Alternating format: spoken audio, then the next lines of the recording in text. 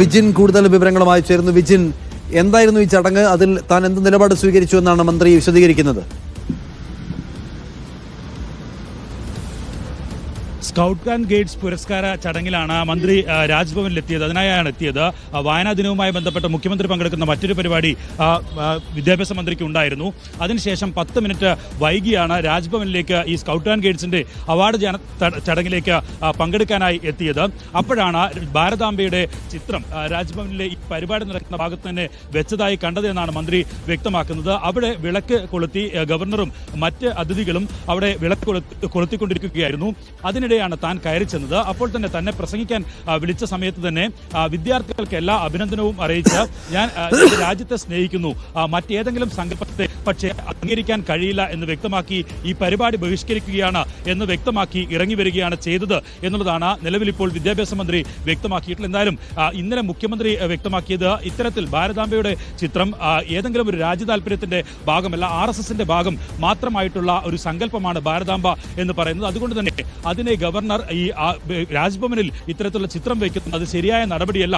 ഭരണഘടന ഉയർത്തിപ്പിടിക്കേണ്ട ഗവർണർ ഇത്തരം നീക്കങ്ങൾ നടത്തുന്നത് ശരിയല്ല എന്ന് വ്യക്തമാക്കിയതിന് തൊട്ട് പിറ്റേ ദിവസം നടക്കുന്ന പരിപാടിയിൽ തന്നെ വീണ്ടും രാജ്ഭവനും ഗവർണറും അതേ നടപടി തുടരുന്നു എന്നുള്ളത് സർക്കാരുമായി ഒരു നേരിട്ട് ഏറ്റുമുട്ടലിൽ തന്നെ തുടരാം എന്നുള്ള ഒരു നിലപാട് ഗവർണർ സ്വീകരിച്ചിരിക്കുന്നു എന്നുള്ളത് തന്നെയാണ് വ്യക്തമാക്കുന്നത്. എന്തായാലും മന്ത്രി വ്യക്തമാക്കുന്നത് തിരിച്ചും സർക്കാർ അങ്ങനെ ഒരു ഏറ്റുമുട്ടലിനാണ് ഗവർണർ നീങ്ങുന്നതെങ്കിൽ തങ്ങളും അത്തരത്തിലുള്ള ഒരു നീക്കം തന്നെയായിരിക്കും നടത്തുക, അത്തരം നടപടികളുമായി മുന്നോട്ട് പോകും, ഏറ്റുമുട്ടാക്കാം എന്നുള്ള നിലപാടാണ് ഇപ്പോൾ മന്ത്രി വി ശിവൻകുട്ടി തന്നെ വ്യക്തമാക്കുകയും ചെയ്തത്. നേരത്തെ പരിസ്ഥിതി ദിനവുമായി ബന്ധപ്പെട്ട പരിപാടിയിൽ കൃഷിമന്ത്രി പി പ്രസാദും ഇതേ നിലപാട് സ്വീകരിച്ചു. പക്ഷേ അന്ന് പി പ്രസാദ് ഈ പരിപാടിയിൽ പങ്കെടുത്തില്ല, രാജ്ഭവനിലേക്ക് എത്തിയിരുന്നില്ല. ഇന്ന് വിദ്യാഭ്യാസ മന്ത്രിക്ക് ഇന്നലെ നൽകിയ ലെറ്റർ പ്രകാരം, രാജ്ഭവനിൽ നിന്നുള്ള അറിയിപ്പായി നൽകിയ ലെറ്റർ പ്രകാരം അത് വിളക്ക് കൊളുത്തുന്ന ചടങ്ങ് മാത്രം ആണ് ഉണ്ടാവുക എന്നാണ് അറിയിക്കുന്ന കത്ത് മന്ത്രി ഉയർത്തിക്കാട്ടുകയും ചെയ്തു. എന്തായാലും അതിൽ ലൈറ്റ്നിങ് ഓഫ് ലാമ്പ് എന്ന് മാത്രമാണ് ഉണ്ടായിരുന്നത്. പക്ഷേ ഇങ്ങനെയൊരു ഭാരതാംബയുടെ ചിത്രത്തിന് മുന്നിൽ പൂക്കളർപ്പിക്കുകയോ അല്ലെങ്കിൽ